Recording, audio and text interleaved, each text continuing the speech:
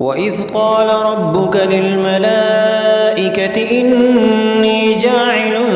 في الأرض خليفة قالوا أتجعل فيها من يفسد فيها ويسفك الدماء ونحن نسبح بحمدك ونقدس لك قال إني أعلم ما لا تعلمون وعلم آدم الأسماء كلها ثم عرضهم على الملائكة فقال أنبئوني بأسماء هؤلاء إن كنتم صادقين قالوا سبحانك لا علم لنا إلا ما علمتنا إنك أنت العليم الحكيم قال يا آدم أنبئهم بأسمائهم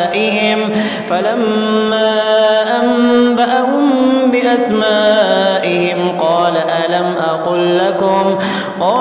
ألم أقل لكم إني أعلم غيب السماوات والأرض وأعلم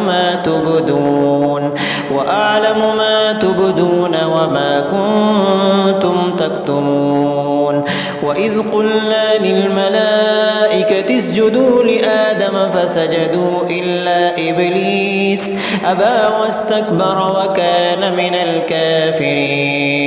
وقلنا يا آدم اسكن أنت وزوجك الجنة وكلا منها رغدا حيث شئتما ولا تقربا هذه الشجرة فتكونا من الظالمين فأزلهما الشيطان عنها فأخرجهما مما كانا فيه وقلنا اهبطوا بعضكم لبعض عدو ولكم في الأرض مستقر ومتاع إلى حين فتلقى آدم من ربه كلمات